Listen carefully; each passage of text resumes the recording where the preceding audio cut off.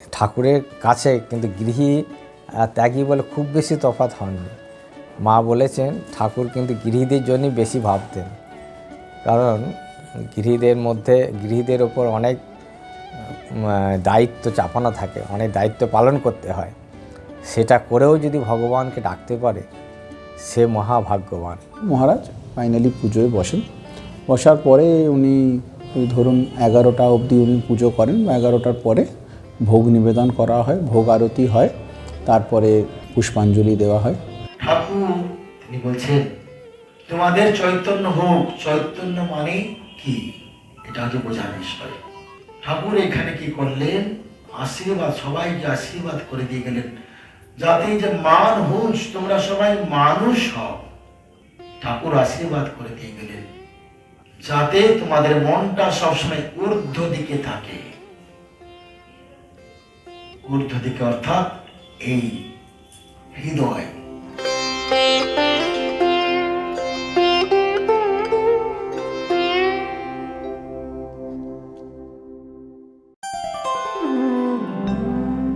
পয়লা জানুয়ারি আমরা নাগ ভবনে কল্পতরু উৎসবে যোগদান করতে ঢাকা নিবাসী হরেন্দ্র কুমার নাগ 1908 সালে যে কল্পতরু উৎসব শুরু করেছিলেন তা পরবর্তী সময় কলকাতার বিটন স্ট্রিটে নাগ ভবনে সাড়ম্বরে অনুষ্ঠিত হচ্ছে।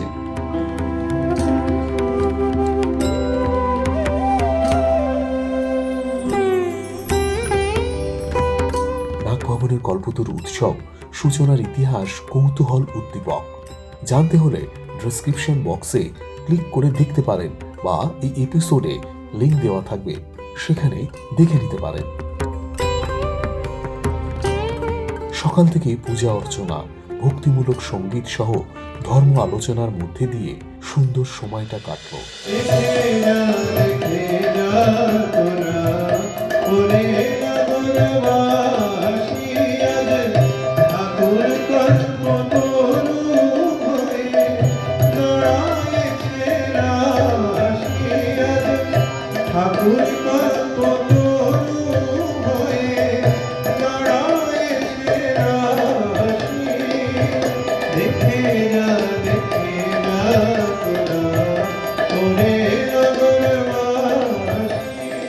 আঠারোশো 86 পয়লা জানুয়ারি এই দিনে ঠাকুর বিশেষ রূপে কল্পতরু হয়েছিলেন। ব্রিটিশ রাজ্যের প্রথম দিন, বছরের প্রথম দিন। ঠাকুর হয়তো সেই জন্যই ওই দিনটি বেঁচেছিলেন। ঠাকুরের তো গলরোগ, ক্যান্সার রোগ। তা রাজেন্দ্র ডাক্তার তিনি একটা রিসার্চ করে লাইকোপোডিয়াম 200 এই ওষুধটি প্রয়োগ করেছিলেন ঠাকুরকে। তা সেটি হওয়ার কয়েকদিন পরে ওই দিনে বিশেষ করে ঠাকুর অনেকটা অসুস্থ বোধ করছিলেন। এটা সবটাই তো ঠাকুরের লীলা, তিনি সুস্থও বটেন অসুস্থও বটেন।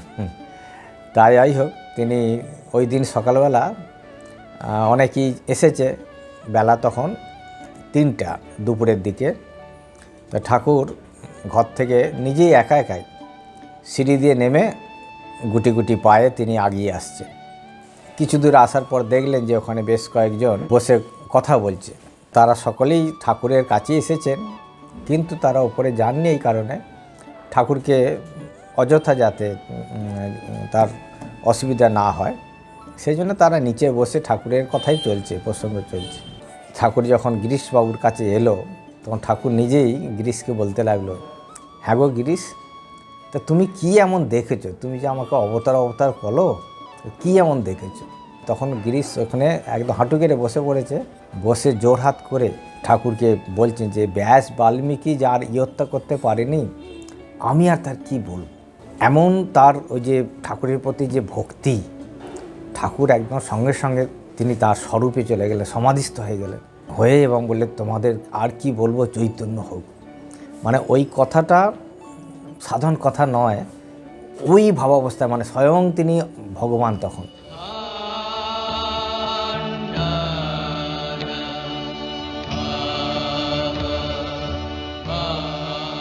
কাকু স্পর্শ করছে, কাকু শুধু ছুঁয়ে দিচ্ছে বা কাকু একটু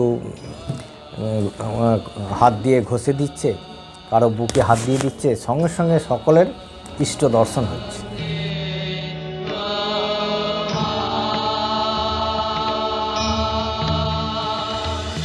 এমনি কল্পতরু বলে যেটা, যে সেই কল্পতরুটা যা বাসনা করবে তাই হবে, সেটা কিন্তু খারাপ। কারণ আমরা তো নিম্ন অধিকারী, ভালোও চাই খারাপও চাই। কিন্তু ঠাকুর কল্পতরু হয়েছিলেন মানুষের শুধু ভালো করার জন্য।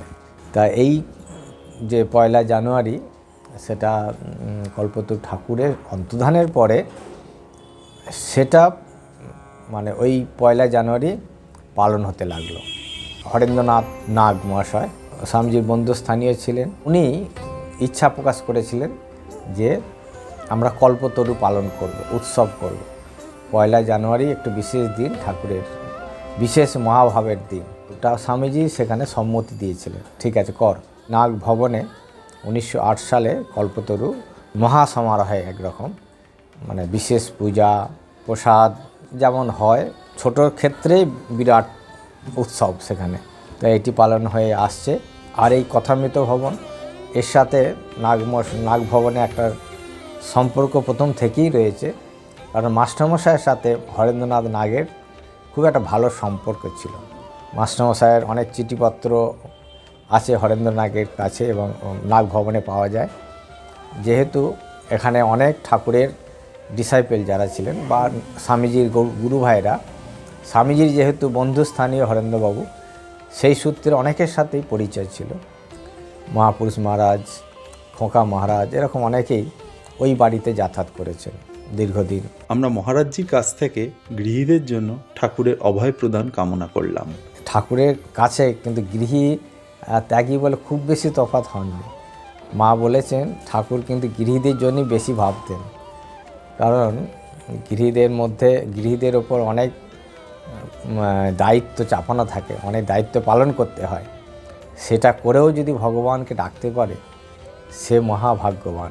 ঠাকুর সেই জন্যেই তার যে উপদেশ, যে গৃহী, সন্ন্যাসী, ব্রহ্মচারী, বানপ্রস্থী যে যেখানেই থাকুক, একটাই উদ্দেশ্য হবে যে ভগবানকে ধরে সংসার করা, ভগবানকে ধরে থাকা। তুমি কোথায় আছো এটা দেখার দরকার নেই, তুমি ভগবানকে ধরে আছো কিনা সেটা দেখো। ভগবানকে ধরে থাকাটাই হলো জীবনের উদ্দেশ্য। তুমি কি করছো সেটা বড় কথা নয়, তুমি কিভাবে চলছো সেটাই হলো আসল কথা। আর ঠাকুর সেটাই বলেছে যে ভগবান সবার ভিতরেই রয়েছে, গৃহীর ভিতরেও রয়েছেন, সন্ন্যাসীর ভিতরেও রয়েছে। তুমি এবারে সেই ভগবানকে কে কতটা কীভাবে ভাবতে পারছে, সেই ভাবনাটাই হল প্রধান।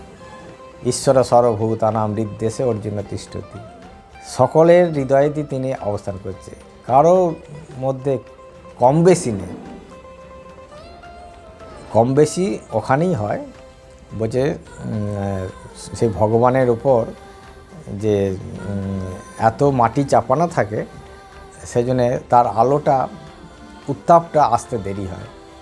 যার যত মাটিটা হালকা হবে, সেখান থেকে তার যে জ্যোতিরে জ্যোতি, তিনি সচ্চিদানন্দ স্বরূপ, সেই প্রকাশটা ততটা বেশি হবে। আমরা সঙ্গে পেয়েছি নাগ ভবনের সদস্য শ্রী হিমাদ্রি নাগকে এবং বন্ধুবর শ্রী সৌম্য মুখোপাধ্যায়কে। তাদের কাছ থেকে নাগ ভবনের কল্পতরু উৎসবের সম্পর্কে একটা ধারণা পাওয়ার চেষ্টা করলাম। হিমাদ্রির সঙ্গে আমার অফিস কলিগ হিসেবে পরিচিত। প্রায় আজ 8-10 বছর হয়ে গেল আমি তারপর থেকে এই পুজোর সঙ্গে জড়িত। কল্পতরু উৎসব যেটা আজকে আপনারা দেখলেন, কাল থেকে আবার আমাদের কিন্তু নতুন প্রচেষ্টা শুরু হয়ে যাবে যে আমাদের কী করতে চাইছি, কি করলে ভালো হয়, আমরা আরও কি ভালোভাবে করতে পারি। প্রত্যেকটা জিনিস, ছোট ছোট জিনিস, সে একটা কাপ কিনতে হয়, ওকে একটা প্লেট কিনতে হোক, সব কিছু আমরা কিন্তু এখানে দেখবেন কোনোটার জন্য এই নর্মাল জিনিস কিন্তু নয়, সবটার জন্য কিছু একটা স্পেশালিটি আছে। তো এইভাবে আমরা সারা বছর ধরে প্ল্যান করতে থাকি। তারপর ঠাকুরের ইচ্ছা আমরা দিয়ে ঠাকুর করান।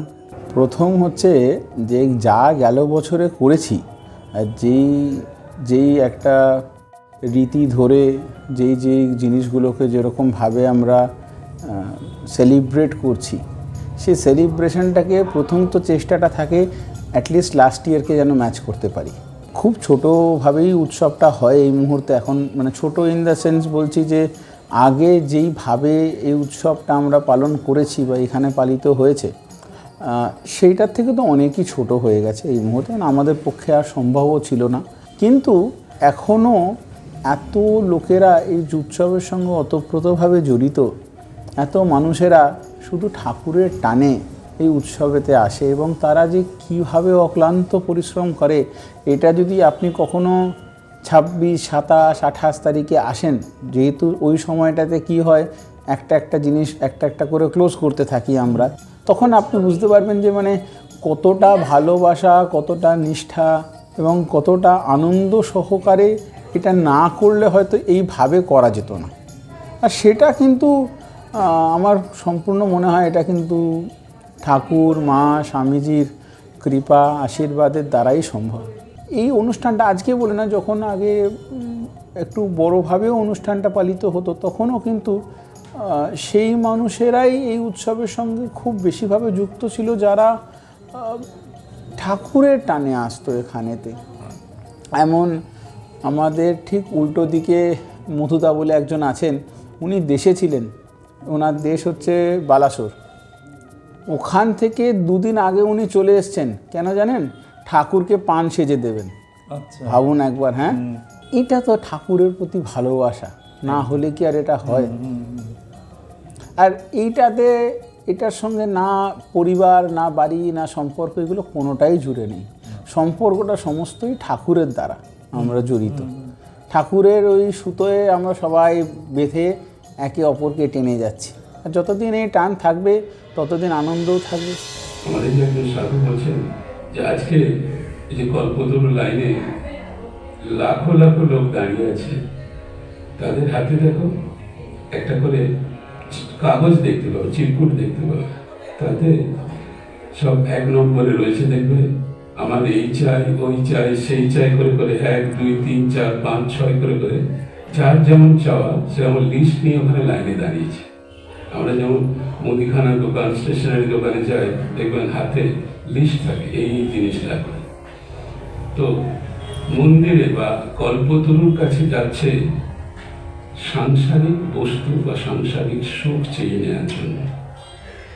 সাংসারিক সুখ যদি আমরা চাই, তার পরিণতি কিন্তু সংসারের যে দুঃখ, ভোগ থেকে আসে দুঃখ। ভোগ্য বস্তুর কামনা মানেই শেষে আসবে এটা। তাহলে ঠাকুর কি করলেন? ঠাকুর আমাদের মধ্যে বললেন যে তোমাদের চৈতন্য হোক। সেই চৈতন্য তিনি কি কোনো দেবলোক থেকে নিয়ে এলেন, স্বর্গলোক থেকে নিয়ে এলেন? কোথা থেকে তিনি পেলেন সেই চৈতন্য? বলছে তোমার অন্তর্নিহিত দেবত্বকে তিনি জাগ্রত করে দিলেন। বেদ উপনিষদ বলছে তুমি অমৃতের সন্তান, অমৃতস্য পুত্রাহা আমরা।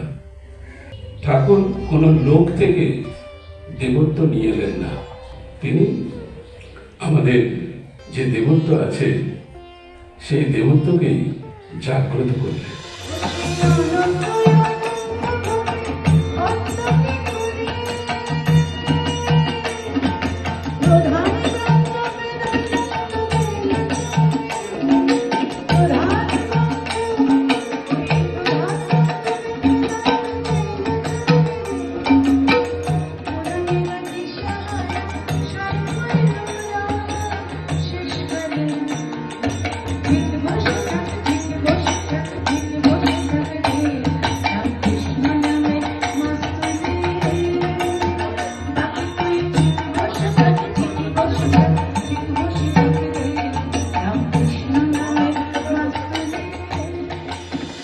আজকে সকাল থেকে কী কী হলো? সকালবেলা থেকে আমরা উঠে প্রথমেই আগে ঠাকুর ঘরেতে ঠাকুরের অর্ঘ্যগুলো তৈরি করা হলো। তো আমাদের বাড়িতে একটি মেয়ে আসে, তো ও খুব নিষ্ঠা এবং খুব দায়িত্ববোধ সহকারে সকালবেলা এসে ঠাকুরের সমস্ত কাজ করে, মানে ঠাকুরের অর্ঘ্য তৈরি করে দেওয়া, চন্দন বাটা, পুজোর সমস্ত জোগাড়গুলো করে রাখা, তারপরে বাল্যভোগের আয়োজন করা, বাল্যভোগগুলো সেগুলোকে এনে টাইমের মধ্যে সেগুলো ঠাকুরকে নিবেদন করা হয়। তারপরে মহারাজ ফাইনালি পুজোয় বসেন। বসার পরে উনি ওই ধরুন 11টা অবধি উনি পুজো করেন, 11টার পরে ভোগ নিবেদন করা হয়, ভোগ আরতি হয়, তারপরে পুষ্পাঞ্জলি দেওয়া হয়। আজকে ভোগ কী কী হলো? আজ সকালবেলা ঠাকুরকে বাল্যভোগে দেওয়া হয়েছিল মাখন মিছরি, বিভিন্ন রকমের ফল এসেছিলো, সেগুলো ঠাকুরকে দেওয়া হয়। মোয়া দেওয়া হয়, একটু সন্দেশ মিষ্টি এসব দেওয়া হয়, খাস্তা কচুরি, জিলিপি, নিমকি এসব দেওয়া হয়। দুপুরবেলা ঠাকুরকে খিচুড়ি দেওয়া হয়, তার সঙ্গে আপনার একটা লাবড়ার তরকারি, ভাজা, একটু আলু ফুলকপির তরকারি, একটু পালং শাকের তরকারি, তারপরে পোলাও, চাটনি, পায়েস, মিষ্টি এইসব দেওয়া হয় দুপুরবেলা। প্রসাদও সবাই এরকমই পান এখানে। আর সন্ধ্যাবেলাতে একটু ঠাকুরকে কড়াইশুঁটির কচুরি, লুচি, একটু ভাজা, 5-6 রকম ভাজা, তার সঙ্গে আপনার একটু পুষ্পান্ন, আলুর দম, ছোলার ডাল, একটু ছানার ডালনা, সুজির পায়েস। ঠাকুর লুচি সুজির পায়েস খেতেন, তো হ্যাঁ, তো সেই সবগুলো যতটা পারা যায় করে করা হয়।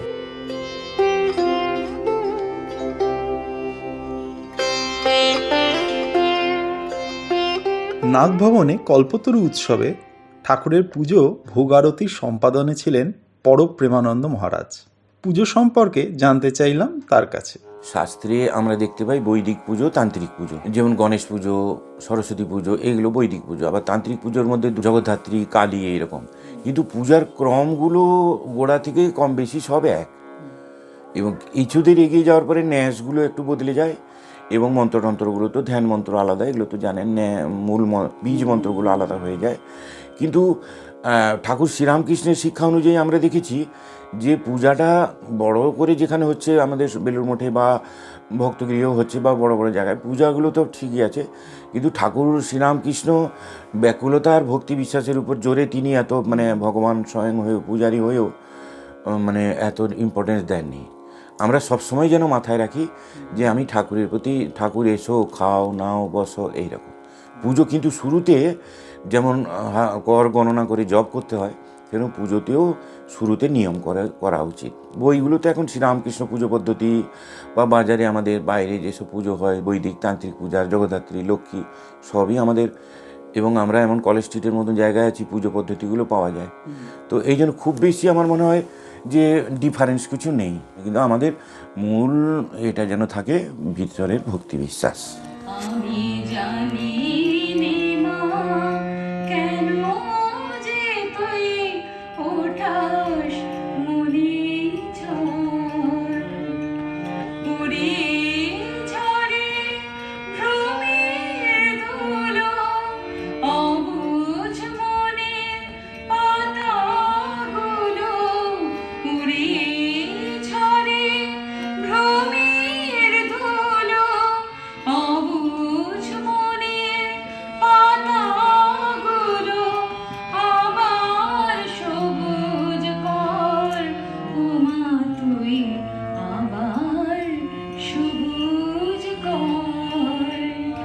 আমি জানি নে মা কেন যে তুই ওঠাস মুনি বিশিষ্ট অর্থোপেডিক সার্জন ডক্টর আনন্দ কিশোর পাল ঠাকুর কি বলে গেছেন, কি চেয়েছেন তার ভক্তদের কাছে, সেই কথা খুব সহজ সাধারণ ভাষায় আমাদের বোঝালেন। মুর্শিদ ঝরে কেমনে চিনিব তোমারে, তো চিনে নিতে হবে। চিনে নেওয়ার পাওয়ারটা আমাদের কিন্তু ভগবান সবাইকে দিয়েছেন। কোনটা কোন ফুল, ফুলটা ভালো কোনটা ভালো, কোনটা গন্ধ আছে কোনটার গন্ধ নেই, এটা কিন্তু ভগবান দিয়েছেন। কোন ফুলের খুব সুন্দর, ময়ূরের কিন্তু কত রং, ময়ূরের কত রং, কিন্তু ময়ূরের গলার স্বরটা কিন্তু ভালো না, ওনাকে রং দিয়েছেন, স্বরটা দেন। তেমনি কোকিলের দেখতে খুবই খারাপ, কিন্তু গলার স্বরটা কত মিষ্টি, কি মিষ্টি, শুনলে যেন মনটা ভরে যায়। তো ভগবান কিন্তু আমাদের প্রত্যেককে দিয়েছেন, কাজেই প্রত্যেককে মানুষকে চিনে নিতে হবে। তার সামনে যারা আছেন, শুধু যে প্রাণ যাদের রয়েছে তা নয়, অপ্রাণ বস্তু, ঠাকুর বলেছেন প্রাণ এবং অপ্রাণ প্রত্যেককে সমানভাবে রেসপেক্ট করতে হবে, সবার মধ্যে ভগবান আছে। স্বামী বিবেকানন্দর পৈতৃক আবাস থেকে শারীরিক অসুস্থতা সত্ত্বেও এসেছিলেন স্বামী প্রণতপালানন্দজি মহারাজ। আলোচনা করলেন আত্মপ্রকাশের অভয়দান। ঠাকুর তিনি বলছেন তোমাদের চৈতন্য হোক। চৈতন্য মানে কি, এটা হচ্ছে বোঝার বিষয়। ঠাকুর এখানে কি করলেন, আশীর্বাদ, সবাইকে আশীর্বাদ করে দিয়ে গেলেন যাতে এই যে মান হুঁশ, তোমরা সবাই মানুষ হও, হুঁশ থাকে তোমাদের মধ্যে, মানুষের যে মহিমা, মানুষের যে গরিমা, মানুষের যে মর্যাদা, মানুষের যে সম্মান, মান সম্মান ইজ্জত, এইগুলো থাকে তোমাদের মধ্যে। ঠাকুর আশীর্বাদ করে দিয়ে গেলেন যাতে তোমাদের মনটা সবসময় ঊর্ধ্ব দিকে থাকে। ঊর্ধ্ব দিকে অর্থাৎ এই হৃদয়, নাভির নিচে সবসময় যেন আমাদের মনটা সবসময়। ভগবান কি জিনিস আমরা জানতাম না। নাভিতে আমাদের থাকে কি, সেই সুষুম্না নাড়ি, ইড়া পিঙ্গলা সুষুম্না দিয়ে শুরু। নাভির উপরে যা কিছু আমরা মস্তকে ভগবানকে চিন্তা করি, হৃদয়ে চিন্তা করি, আর কোনো জায়গায় নয়। মস্তকে ধারণ করি সেই ভগবানকে, আর হৃদয়ে ধারণ করি সেই ভগবানকে। হৃদয়ের দেখবেন কথামিতকার শ্রীম লিখেছেন, কথামিত দেখবেন এই কাশীপুর উদ্যান বাটিতে ঠাকুরের কথা, সেখানে ঠাকুর এই অবতার তত্ত্বের কথা বলেছেন। সেখানে আমাদের এই ভগবান, এই যে সত্তার যে জিনিসটি আমরা কি করে থাকি, এই হৃদয় স্থাপন করতে পারি, হৃদয়ে পুজো করতে পারি। আমরা কিন্তু ছুটে বেড়াই যতদিন পর্যন্ত আমাদের বুদ্ধি পাক্কা হয়নি, কনসেপ্ট ক্লিয়ার হয়নি, আমরা শুধু এদিকে ওদিকে ছুটে বেড়াই। যখন বুঝে যাই যে ভগবান সর্বত্রই আছেন, আমার হৃদয়েও আছেন, তখন আর কোথাও ছুটে লাভ নেই। তখন মানুষ পুজো করবেন, ভগবান আমার মধ্যেই আছেন। তখন মনে হবে যেন আমি সেই ব্রহ্ম, অহম ব্রহ্মাস্মি, তুমি সেই তত্ত্বমসি। ঠাকুর দেখুন সেদিন কেন কারা খোড়া যারা কাজ করছিল, রান্নাঘরে কাজ করছিল, কেউ মাঠে ছিল, সবাইকে ডেকে স্পর্শ করে সবাইকে আশীর্বাদ করেছিলেন। তারপরে বুকে ঠাকুর পা তুলে দিয়েছেন।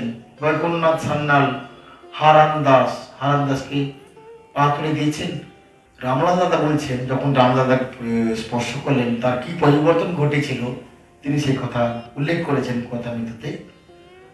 ঠাকুরের যে ভ্রাতৃস্পুত্র ছিল, বলছেন ঠাকুর স্পর্শ করার আগে আমি যখন ইষ্টমূর্তি ধ্যান করতাম, কখনো তার মুখটি আমার ধ্যানে আসতো, কখনো তার হাতটি ধ্যানে আসতো, কখন তার হৃদয়টি ধ্যান করতে পারতাম, কখনো মুখ আর হাত, পুরো শরীরটা কিন্তু ধ্যানে দেখতে পারতাম না। আর এই ঠাকুরের স্পর্শতে আমি পুরো ধ্যানের যে ইষ্ট মূর্তিটি পুরো সম্পূর্ণ আমি দেখতে পাই। আমরা তো ভগবানের কাছে বহু মানুষ চাই আমার ছেলেটি যাতে বড় একটা জব পায়, ভালো একটা চাকরি করে, মোটা আমাকে একটা মাইনে পায়, বিদেশে যেতে পারি, আমরা একটা বড় বাড়ি করতে পারি, বড় গাড়ি কিনতে পারি, এসব জাগতিক কামনা বাসনা চেয়ে থাকি না। পরম প্রিয় ঠাকুর তোমার যে ইষ্ট, তার কাছে এই চাল কুমড়ো চাইবেন না কোনোদিন তার কাছে কোনো জাগতিক জিনিস কিছু চাইতে যাবেন না। ঠাকুর কল্পতরু হয়েছিলেন আজকের দিনে। কল্পতরু হওয়ার উদ্দেশ্য কি ছিল? ভালো কিছু দিয়ে যাবেন। যে মানুষটি কোনোদিন কোনো দ্রব্য, টাকা পয়সা স্পর্শ করতে পারতেন না, বলতেন টাকা মাটি, মাটি টাকা, সারা জীবনটা মা করে কাটিয়ে দিয়ে গেলেন। আমি যদি কোনো টাকা চাই, কোনো ধাতু চাই, কোনো জাগতিক কোনো জিনিস চাই তার কাছে, ওইটুকুই পাবো, তার থেকে আর বেশি কিছু পাবো না। আমার মধ্যে যদি জ্ঞান না থাকে, আমার মধ্যে যদি বুদ্ধি না থাকে, শুদ্ধ বুদ্ধি না থাকে, শুদ্ধ জ্ঞান না থাকে, মানসিকতা না থাকে, বিবেক না থাকে, সেই টাকা আমার কি হবে?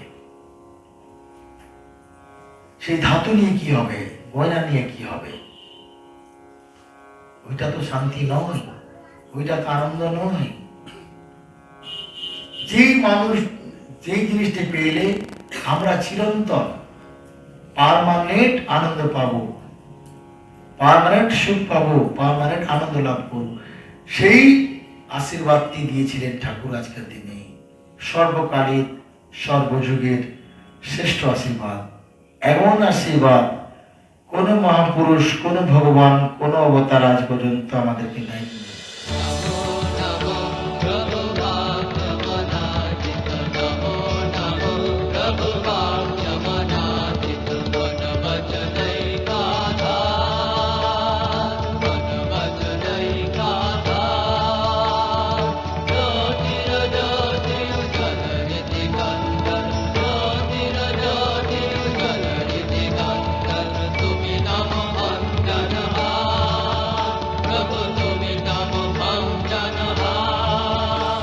লাস্ট একটা কোয়েশ্চেন করব যে আজ এই কল্পতরু উৎসব ঠাকুর বলেছেন তোমাদের চৈতন্য হোক, যারা দেখছে তাদেরকে একটুখানি কিছু বলুন, আপনার কি মনে হয় এই কথাটার মানে? বোঝার ক্ষমতা নেই, সত্যি কথা বলি। এইটা বোঝার হয়তো বইতে যেগুলো লেখা আছে সেটা হয়তো একই কথা বলা যেতে পারে, কিন্তু আপনি যদি আমার উপলব্ধি থেকে বলেন না, অনেক অনেক মনে হয় অনেক, মানে এই জার্নিটা অনেক লম্বা একটা জার্নি, হয়তো জানি না এখনও স্টার্টও হয়নি হবে মনে হয় কোথাও।